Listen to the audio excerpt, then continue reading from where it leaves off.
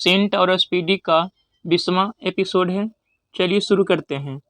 अशोक के 12वें अभिलेख में स्त्री महामात्रों की नियुक्ति एवं सभी प्रकार के विचारों के सम्मान की बात कही गई है। 13वां में इसमें कलिंग युद्ध का वर्णन एवं अशोक के हृदय परिवर्तन की बात कही गई है। इसमें 5 यवन राजाओं के नामों का उल्लेख है जहां उसने धर्म प्रचारक भेजे। 14वां अशोक ने जनता को धार्मिक जीवन बिताने के लिए प्रेरित किया। अशोक ने आजीविकों को रहने हेतु बराबर की पहाड़ियों में 4 गुफाओं का निर्माण करवाया, जिसका नाम कर्ज, चौपार, सुदामा तथा विश्व झोपड़ी था। अशोक के पौत्र दशरथ ने आजीविकों को नागार्जुन गुफा प्रदान की थी। अशोक के 7वें स्तंभ लेख में आजीविकों का उल्लेख किया गया तथा महामात्रों को आजीविकों के हितों का ध्यान रखने के लिए कहा गया है। अशोक ने बौद्ध धर्म के प्रचार के लिए अपने पुत्र महेंद्र एवं पुत्री संघमित्रा को श्रीलंका भेजा। बौद्ध परंपरा और उनके लिपियों के अनुसार अशोक ने 84,000 स्तूपों का निर्माण किया था। भारत में शिलालेखों का प्रचलन सर्वप्रथम अशोक ने किया। अशोक के शिलालेखों में ब्राह्मी, खरोष्टी, ग्रीक एवं अरमाइक लिपि का प्रयोग हुआ है। ग्रीक एवं अरमाइक लिपि का अभिलेख अफगानिस्तान से, खरोष्टी लिपि का अभिलेख साहेबगढ़ी एवं मनसेहरा पाकिस्तान के पेशावर निकट से और शेष भारत से ब्राह्मी लिपि के अभिलेख मिले हैं। अर्थशास्त्र में वर्णित तीर्थ: मंत्री, प्रधानमंत्री, पुरोहित, धर्म एवं दान विभाग का प्रधान, सेनापति, सैन्य विभाग का प्रधान, युवराज, राजपुत्र, दौवारिक, राजकीय द्वार रक्षक, अंतर्वेदिका, अंतःपुर का अध्यक्ष, समाहर्ता, आय का संग्रहकर्ता, सन्निधाता, राजकीय कोषाध्यक्ष, प्रशासता, कारागार का अध्यक्ष, प्रदेष्ट्री, कमिश्नर, पौर, नगर का कोतवाल, व्यवहारिक प्रमुख, न्यायाधीश, न्यायिक, न्याय, नगर रक्षा का अध्यक्ष, कर्मांतिक, उद्योगों एवं कारखानों का अध्यक्ष, मंत्रिपरिषद अध्यक्ष, दंडपाल, सेना का सम्मान एकत्र करने वाला, दुर्गपाल, दुर्ग रक्षक, अंतपाल, सीमावर्ती दुर्गों का रक्षक। खरोष्टी लिपि दाईं से बाईं ओर लिखी जाती थी। अशोक के शिलालेखों को 3 भागों में बांटा जा सकता है: शिलालेख, स्तंभलेख तथा गुहालेख। अशोक के शिलालेख की खोज 1750 में पॉद्रिटी पैंथेलर ने की थी। इनकी संख्या 14 है। अशोक के अभिलेख पढ़ने में सबसे पहली सफलता 1837 में जेम्स प्रिंसेप को हुई। अशोक के स्तंभ लेखों की संख्या 7 है, जो केवल ब्राह्मी लिपि में लिखी गई है।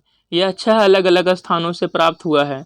प्रयाग स्तंभ लेख, यह पहले कौशाम्बी में स्थित था। इस स्तंभ लेख को अकबर ने इलाहाबाद के किले में स्थापित कराया।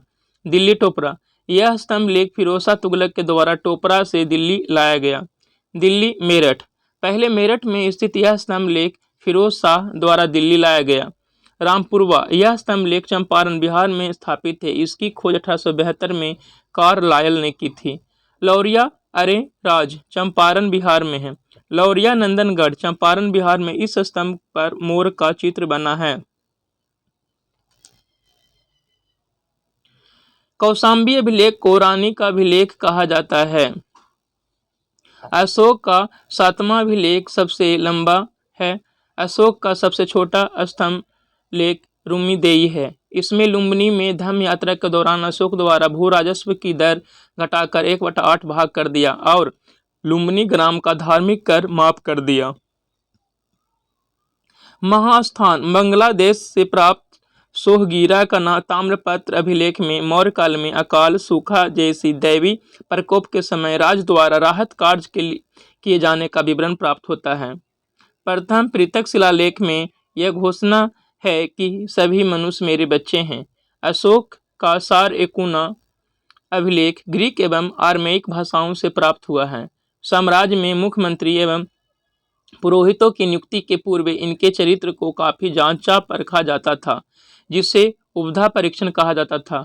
सम्राट की सहायता के लिए एक मंत्री परिषद होती थी जिसमें सदस्यों की संख्या 12, 16 या 20 हुआ करती थी।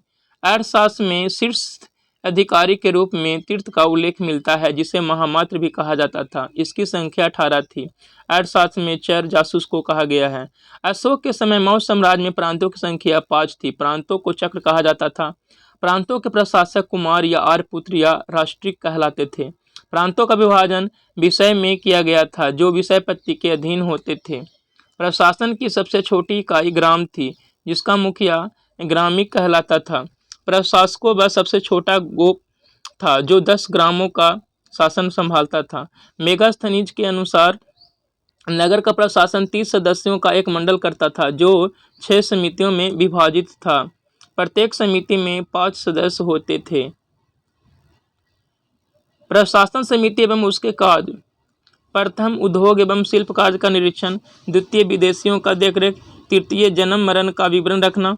चतुर्थ, व्यापार एवं वाणिज्य की देखभाल। पंचम, निर्मित वस्तुओं के विक्रय का निरीक्षण। षष्ठ, बिक्री कर वसूल करना। मेगास्थनीज के अनुसार प्रांतों का विभाजन विषय में किया गया था जो विषय पत्ति के अधीन होते थे। प्रशासन की सबसे छोटी इकाई ग्राम थी जिसका मुखिया ग्रामिक कहलाता था। प्रशासकों में सबसे छोटा गोप था जो 10 ग्रामों का शासन संभालता था। मेगास्थनीज के अनुसार नगर का प्रशासन 30 सदस्यों का एक मंडल करता था जो 6 समितियों में विभाजित था। प्रत्येक समिति में 5 सदस्य होते थे। बिक्री कर के रूप में मूल्य का 10वां भाग वसूला जाता था। इसे बचाने वालों को मृत्युदंड दिया जाता था। मेगास्थनीज के अनुसार एग्रोनोमाई मार्ग निर्माण अधिकारी था। जस्टिन के अनुसार चंद्रगुप्त मौर्य की सेना में लगभग 50,000 अश्वारोही सैनिक, 9,000 हाथी व 8,000 रथ थे। जस्टिन नामक यूनानी लेखक के अनुसार चंद्रगुप्त ने अपनी 6 लाख की फौज से सारे भारत को रौंद दिया था। यह बात सही भी हो सकती है और नहीं भी, लेकिन यह सही है कि चंद्रगुप्त ने पश्चिमोत्तर भारत को सेल्यूकस की गुलामी से मुक्त किया। जस्टिन ने चंद्रगुप्त की सेना को लुटेरों की सेना कहा है। युद्ध क्षेत्र में सेना का नेतृत्व करने वाला अधिकारी नायक कहलाता था। सैन्य विभाग का सबसे बड़ा अधिकारी सेनापति होता था। प्लिनी नामक यूनानी लेखक के अनुसार चंद्रगुप्त की सेना में 6 लाख पैदल सिपाही, 30,000 घुड़सवार और 9,000 हाथी थे। सैन्य समिति एवं उनके कार्य: प्रथम समिति जल सेना का व्यवस्था। द्वितीय, यातायात एवं रसद की व्यवस्था। तृतीय, पैदल सैनिक की देखरेख। चतुर्थ, अश्वारोहियों की सेना की देखरेख। पंचम, गज सेना की देखरेख। षष्ठ, रथ सेना की देखरेख।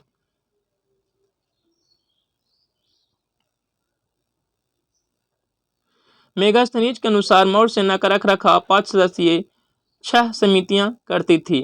मौर्य प्रशासन में गुप्तचर विभाग महामात्र सर्प नामक अमात्य के अधीन था। अर्थशास्त्र में गुप्तचर को गुड पुरुष कहा गया है तथा एक ही स्थान पर रहकर कार्य करने वाले गुप्तचर को संस्था कहा जाता था। एक स्थान से दूसरे स्थान पर भ्रमण करके कार्य करने वाले गुप्तचर को संचार कहा जाता था। अशोक के समय जनपदीय न्यायालय के न्यायाधीश को राजुक कहा जाता था। सरकारी भूमि को सीता भूमि कहा जाता था। बिना वर्षा के अच्छी खेती होने वाली भूमि को अदेब मातृ कहा जाता था। मौर्य काल में द्रोण अनाज के माप के लिए प्रयोग होता था।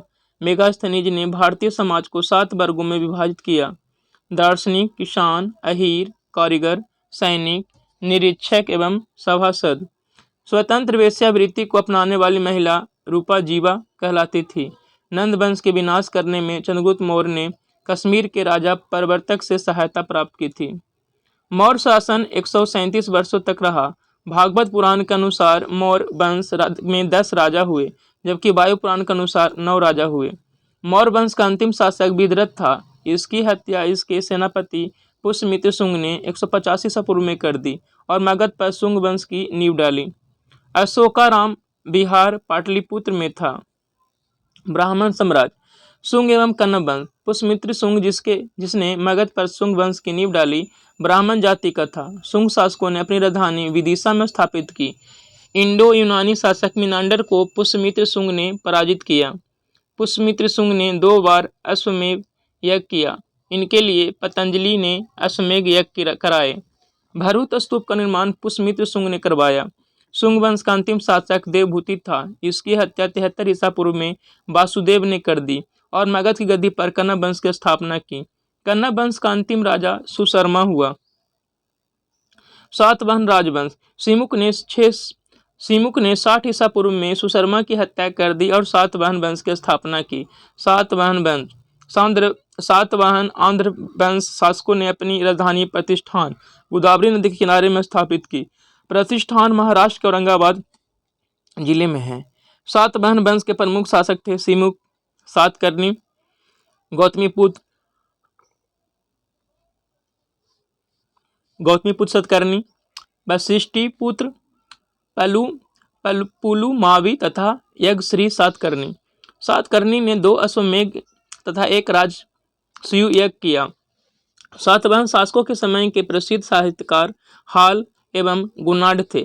हाल ने गाथा सप्तशती तथा गुणाढ़ ने बृहद गाथा नामक पुस्तकों की रचना की।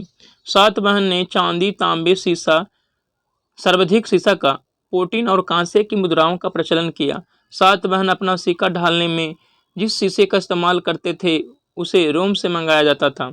ब्राह्मणों की भूमि अनुदान देने की प्रथा का आरंभ सातवाहन शासकों ने ही सर्वप्रथम किया। भूमि दान का सर्वप्राचीन पुरालेखीय प्रमाण शताब्दी ईसा पूर्व के सातवाहनों के नाना घाट अभिलेख में मिलता है, जिसमें अश्वमेध यज्ञ में 1 गांव देने का उल्लेख किया गया है। सातवाहनों की राजकीय भाषा प्राकृत एवं ब्राह्मी थी। सातवाहनों में हमें तंत्रात्मक ढांचे का भास मिलता है। उनके राजाओं के नाम उनकी माताओं के नाम पर रखने की प्रथा थी, गौतमीपुत्र, वशिष्ठिपुत्र आदि। लेकिन सातवाहन राजकुमार पितृतंत्रात्मक था, क्योंकि राज सिंहासन का उत्तराधिकारी पुत्र ही होता था। सातवाहन शासकों ने ग्रामीण क्षेत्रों में प्रशासन का काम गौलमिक को सौंपा। गौलमिक एक सैनिक टुकड़ी का प्रधान होता था, जिसे 9 रथ, 9 हाथी, 25 घोड़े और 45 पैदल सैनिक होते थे। सातवाहनों की महत्वपूर्ण स्थापत्य कृतियाँ कार्ले का चैत्य, अजंता एवं मेलोरा की गुफा का निर्माण एवं अमरावती का विकास। सातकर्णी एवं अन्य सभी सातवाहन शासक दक्षिणापथ के स्वामी कहा जाते थे। आंध्र प्रदेश के गुंटूर जिला में स्थित धरणीकोट नामक स्थान सातवाहन युग में धान्यकाट नामक से विख्यात था। यह अमरावती के निकट था। यह कुछ काल तक सातवाहनों की राजधानी रहा। इस नगर की प्रसिद्धि के कारण इसे महत्वपूर्ण व्यापारिक मंडी होना था। यह सातवाहन साम्राज्य के पूर्वी भाग की सबसे बड़ी मंडी थी। यहाँ से उत्तर तथा दक्षिण की अनेक व्यापारिक मार्ग गुजरते थे। महासांधिकों के अधीन यह प्रमुख बौद्ध केंद्र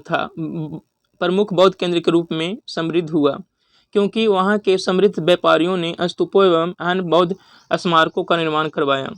सातवाहन राज्यों ने उत्तर और दक्षिण भारत के बीच सेतु का काम किया। चेदी राजवंश कलिंग। अशोक की मृत्यु के उपरांत संभवतः प्रथम शताब्दी ईसा पूर्व में कलिंग में चेदी राजवंश का उदय हुआ। इसकी जानकारी हमें हाथी गुम्फा अभिलेख भुवनेश्वर उड़ीसा से मिलती है। खारवेल इस वंश का एक प्रतापी राजा था। खारवेल जैन धर्म का अनुयायी था और उसने जैन मुनियों के लिए उदयगिरी की पहाड़ी में गुफा का निर्माण करवाया। भारत में के यवन राज।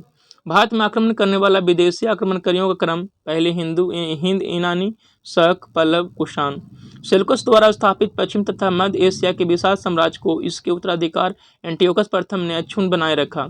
एंटियोकस द्वितीय के शासनकाल में विद्रोह के फलस्वरूप उसके अनेक प्रांत स्वतंत्र हो गए। बैक्ट्रिया के विद्रोह का नेतृत्व डियोडस प्रथम ने किया था। बैक्ट्रिया पर डियोडस प्रथम के साथ इन राजाओं ने क्रमशः शासन किया। डियोडस द्वितीय, यूथिडेमस, डेमीट्रियस, मिनांडर, एक्रोटाइडस, एंटिआलिडस तथा हर्मिक्स। भारत में सबसे पहले आक्रमण बैक्ट्रिया के शासक डेमीट्रियस ने किया। इसने 190 ईसा पूर्व में भारत पर आक्रमण कर अफगानिस्तान, पंजाब एवं सिंध के बहुत बड़े भाग पर अधिकार कर लिया। इसने साकल को अपनी राजधानी बनाया। इसे ही हिंद यूनानी या बैक्ट्रियाई अनुयायी कहा गया। हिंद यूनानी शासकों में सबसे अधिक विख्यात मीनांडर हुआ। इसकी राजधानी साकल शिक्षा का प्रमुख केंद्र था। मीनांडर ने नागसेन से बौद्ध धर्म की दीक्षा ली। मीनांडर के प्रश्न एवं नागसेन द्वारा दिए गए उत्तर एक पुस्तक रूप में संग्रहित है, जिसका नाम मिलिंदोपन्ह अर्थात मिलिंद के प्रश्न या मिलिंद प्रश्न है। भारत में पंचायती राज का अभिप्राय ग्रामीण स्थानीय स्वशासन पद्धति से है।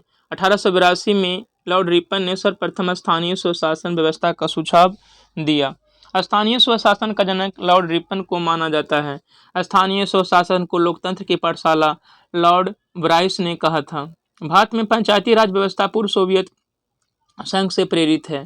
पंचायती राज लोकतांत्रिक विकेंद्रीकरण पर आधारित है, जिसका मुख्य उद्देश्य जनता को प्रशासन में भागीदारी योग्य बनाना है। लोकतांत्रिक विकेंद्रीकरण का सुझाव बलवंत राय मेहता द्वारा दिया गया था।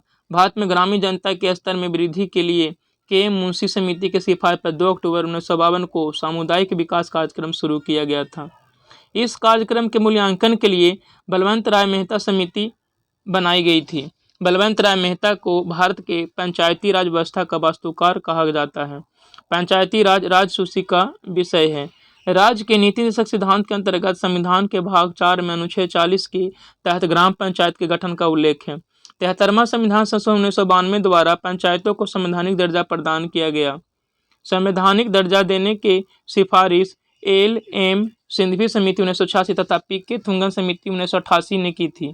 73वां संविधान संशोधन 1992 द्वारा नरसिम्हा राव सरकार के तहत संविधान के भाग 9 के अंतर्गत अनुच्छेद 243 ए से ओ तक 11वीं अनुसूची के तहत पंचायती राज की व्यवस्था की गई है। 11वीं अनुसूची में कुल 29 विषयों का उल्लेख है, जिन पर पंचायतों को विधि बनाने की शक्ति प्रदान की गई है। भारत में सर्वप्रथम पंचायती राज व्यवस्था त्रिस्तरीय की शुरुआत 2 अक्टूबर 1959 को प्रधानमंत्री जवाहरलाल नेहरू द्वारा राजस्थान के नागौर जिला में हुआ था।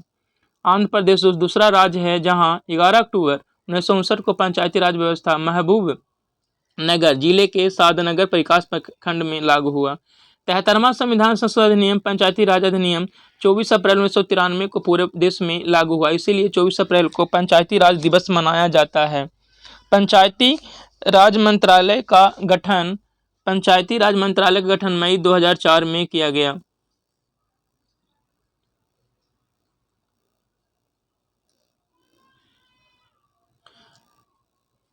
मनमोहन सिंह ने 24 अप्रैल 2010 को पहली बार राष्ट्रीय पंचायती राज दिवस घोषित किया। 73वां संविधान संशोधन के बाद पंचायत चुनाव कराने वाला पहला राज्य मध्य प्रदेश है। वर्तमान में भारत में पंचायती राज व्यवस्था की संरचना त्रिस्तरीय है। त्रिस्तरीय पंचायती राज की सिफारिश बलवंत राय मेहता समिति ने 1957 में की थी। पंचायती राज व्यवस्था के 3 स्तरीय प्रणाली के अंतर्गत ग्राम स्तर पर ग्राम पंचायत, प्रखंड स्तर पर पंचायत समिति तथा जिला स्तर पर जिला परिषद आती है। पंचायत का कार्यकाल 5 वर्षों का होता है। पंचायत चुनाव कराने हेतु राज्य सरकार द्वारा लिया जाता है निर्णय। पंचायत के चुनाव के लिए उम्मीदवारों की न्यूनतम आयु 21 वर्ष होनी चाहिए। पंचायत भंग होने पर पुनः निर्वाचन 6 माह के अंदर शेष अवधि के लिए होता है। पंचायती राज संस्थाओं के लिए प्रत्यक्ष एवं गुप्त मतदान का प्रावधान किया गया है। पंचायती राज की सबसे छोटी इकाई ग्राम सभा ग्राम पंचायत है। ग्राम सभा प्रत्यक्ष लोकतंत्र का उदाहरण है। मतदाता सूची में दर्ज अर्थात 18 वर्ष पूर्ण कर चुके सभी लोग ग्राम सभा के सदस्य होते हैं। ग्राम पंचायत का चुनाव ग्राम सभा द्वारा प्रत्यक्ष रूप से किया जाता है। ग्राम पंचायत का प्रमुख मुखिया तथा सरकारी पदाधिकारी पंचायत सेवक होता है। ग्राम सभा का बैठक सरपंच बुलाता है। सरपंच को उसके कार्यकाल के 2 वर्ष बाद 2/3 बहुमत द्वारा हटाया जा सकता है। सरपंच हेतु जमानत राशि 200 रुपये तय है। वैध मत का 1/6 भाग प्राप्त करने में असफल व्यक्ति को जमानत राशि जब्त की जाती है। ग्राम पंचायतों का आय का स्रोत मेला एवं बाजार कर है। पंचायतों में महिलाओं का 1/3 33% आरक्षण की व्यवस्था की गई है। 2009 में महिला आरक्षण को 50% करने वाला 110वां संशोधन विधेयक पेश किया गया। 2006 में सीएम नीतीश कुमार के नेतृत्व में बिहार पंचायत निकायों में महिलाओं को 50% आरक्षण प्रदान करने वाला पहला राज्य बना। ग्राम पंचायतों में सदस्यों की संख्या 10 या अधिकतम 20 होती है। ग्राम पंचायत का गठन 1000 से अधिक आबादी वाले गाँव में किया जाता है। पंचायत समिति गठन ब्लॉक या खंड स्तर पर ब्लॉक या खंड स्तर पर किया जाता है, जिसमें एक प्रशासनिक प्राधिकरण है। पंचायत समिति ग्राम पंचायत एवं जिला के मध्य संपर्क स्थापित करता है। ग्राम पंचायत समिति के प्रमुख विभिन्न राज्यों में प्रमुख, चेयरमैन, प्रधान आदि कहलाता है। पंचायत समिति का सचिव प्रखंड विकास पदाधिकारी होता है। ब्लॉक और जिला स्तर पर अध्यक्षों का निर्वाचन अप्रत्यक्ष रूप से होता है। ग्राम पंचायतों की बैठक के लिए 1/3 सदस्यों का उपस्थित होना अनिवार्य होता है। पंचायती राज की सबसे बड़ी संस्था या निकाय जिला परिषद होती है, जिसका चेयरमैन जिलाधिकारी होता है। जिला परिषद का मुख्य कार्य समन्वय एवं पर्यवेक्षण है। स्थानीय सांसद और विधायक जिला परिषद के पदेन सदस्य होते हैं। केंद्र सरकार में ग्रामीण विकास मंत्री पंचायती राज के विभिन्न अंगों की निगरानी करते हैं। नागालैंड, मेघालय, मिजोरम तथा दिल्ली में पंचायती राज व्यवस्था नहीं है।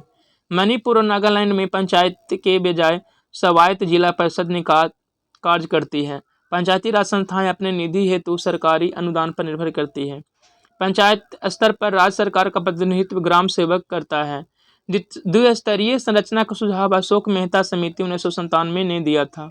द्विस्तरीय प्रणाली में ग्राम स्तर पर मंडल पंचायत व जिला स्तर पर जिला परिषद थे। पंचायती राज चुनाव में एसटी या एससी आरक्षण और टैक्स या कर लगाने की सिफारिश अशोक मेहता समिति ने की थी। 4 स्तरीय संरचना का सुझाव PVK राव समिति 1985 ने दिया था। पश्चिम बंगाल ऐसा राज्य है जहां 4 स्तरीय पंचायती व्यवस्था अपनाई गई है। 73वें संशोधन अधिनियम के अनुसार 20 लाख से कम आबादी के नीचे कोई राज्य मध्यवर्ती स्तर पर पंचायतों का गठन नहीं कर सकता। डॉक्टर भीमराव अम्बेडकर पंचायती राज व्यवस्था के खिलाफ थे। अनुच्छेद 243 के में ग्राम सभा, 243 के बी में पंचायतों का गठन, 243 के सी में पंचायतों की संरचना, 243 के डी में सीटों का आरक्षण, 243 के में पंचायतों के चुनाव और 247 के जी में पंचायत की शक्तियों का वर्णन किया गया है। तारों तथा सूर्य की ऊर्जा का स्रोत नाभिकीय संलयन है। प्रकाश संश्लेषण का प्रथम स्थिर यौगिक ग्लूकोज होता है। सबसे हल्का तत्व हाइड्रोजन है। दाब बढ़ाने से द्रव का क्वथनांक बढ़ता है। पृथ्वी के चुंबकीय ध्रुव पर नतिकोण होता है 90 डिग्री। पटाखों और बारूद में पीला रंग का कारण है सोडियम नाइट्रेट। रेडियो तरंग की चाल 3 × 10⁸ मीटर प्रति सेकंड होती है। सिल्वर सोल्डर मिश्र धातु है। Sn+Pb टीन और सीसा का। प्रकाश की तरंगें अनुप्रस्थ होती हैं। बॉक्साइट यस्क है एल्युमिनियम का। समुद्र तल पर वायुमंडलीय दाब 760 mmg होता है। क्षय रोग से प्रभावित होता है फेफड़ा। द्रवित पेट्रोलियम गैस का प्रमुख घटक है ब्यूटेन। मैग्नेटाइट का रासायनिक सूत्र Fe3O4 होता है। हार्मोन शरीर में एक स्थान से दूसरे स्थान पर जाते हैं लाल रक्त कणिकाओं द्वारा। मानव शरीर की मास्टर ग्रंथि कौन है? पिट्यूटरी। रेखीय समविक संरक्षण बराबर होता है न्यूटन के तृतीय गति के नियम के अनुसार। पेट्रोलियम की गुणवत्ता का मात्रक होता है ऑक्टेन। पेट्रोलियम में प्रदूषण जांच के लिए उसमें जांच की जाती है सीसा एवं कार्बन के कण की। मानव शरीर में प्राकृतिक रूप से नहीं पाया जाता है सीसा तत्व। संचायक बैटरी में इस्तेमाल की जाती है सीसा। संचायक बैटरी में इस्तेमाल की जाती है। सूर्य के सबसे निकटतम का ग्रह कौन है? तो बुध है। विद्युत क्षेत्र की तीव्रता का मात्रक न्यूटन प्रति कूलाम्ब है। आकाश नीला दिखाई देता है प्रकाश के प्रकीर्णन के कारण। एंड्रॉयड बैरोमीटर में पारा होता है। वार इकाई है दाब की। सबसे जटिल कार्बनिक पदार्थ होता है प्रोटीन। निकट दृष्टि दोष दूर करने के लिए प्रयोग होता है अवतल लेंस का। पारे का स्रोत है सिनेवार। कास्टिक सोडा का रासायनिक नाम है सोडियम हाइड्रोक्साइड। लाल रक्ताणु कहाँ बनते हैं? अस्थि मज्जा में। दंत एवं मस्तिष्क के मुख्य अकार्बनिक संगठक है कैल्शियम। ऑपरेशन फ्लड संबंधित है दूध उद्योग से। जूट में सरण प्रक्रिया किस प्रकार की भौतिक रासायनिक है? पारिस्थितिकी तंत्र के 2 अवयव हैं जैवीय एवं अजैवीय। विद्युत एवं चुंबकीय बलों की तुलना में गुरुत्वाकर्षण होता है काफी कमजोर। दाद किसके कारण होता है? कवक के। BCG प्रतिरोधक है यक्ष्मा ट्यूबरक्लोसिस। बायां हाथ नियम में अंगूठा प्रस्तुत करता है चुंबकीय क्षेत्र को। पानी जब जम जाता है तो उसका घनत्व घट जाता है। घेंघा रोग आयोडीन की कमी से होता है। रबर, इस्पात, सोना तथा एल्युमिनियम में सबसे प्रत्यास्थ इलास्टिसिटी किसमें है? तो इस्पात में है। उष्मा का मात्रक कैलोरी बराबर होता है 4.18 जूल के। रेल बने होते हैं मृदु इस्पात के। क्रॉस लिकेंडर पॉलीमर एक उदाहरण है पॉलीथीन का। लाल, नीला, बैंगनी तथा हरा में तरंगदैर्घ्य सबसे कम किसका होता है? बैंगनी रंग का। बहुत कम दूरी मापने के लिए उपयोग किया जाता है डायल गेज का। पीतल मिश्रण है तांबा और जस्ता का। कार्बन के दो प्रूफ हीरा और ग्रेफाइट हैं। सोडा वाटर बनाने के लिए किस गैस का प्रयोग किया जाता है? कार्बन डाइऑक्साइड का। भारतीय रेलवे में रेल सेक्शन का पहला नमूना ब्लू हेडेड था। किस प्रकार की मिट्टी में पानी धारण करने की क्षमता अधिक होती है? काली। हवा का वाष्प घनत्व होता है 14.4। अतितापन किया जाता है स्थिर दाब पर। पेनिसिलिन का आविष्कार अलेक्जेंडर फ्लेमिंग ने किया था। डीसी जनरेटर का आर्मेचर कोर सामान्यतः बनाया जाता है सिलिकॉन स्टील से। डायोड का वह भाग जो इलेक्ट्रॉन को फैलाता है क्या कहलाता है? एनोड। कोयला, जैव मात्रा तथा पेट्रोल तथा लकड़ी में से ऊर्जा का नवीकरणीय स्रोत कौन है? जैव मात्रा। डीसी जनरेटर की फील्ड कॉइल समानता बनी होती है तांबा की। सोडा वाटर में कौन सा अम्ल होता है? कार्बोनिक अम्ल होता है। अमोनिया का क्वथनांक होता है -33.3 डिग्री सेल्सियस। चलिए इस तरह से ये वीडियो समाप्त होता है। धन्यवाद।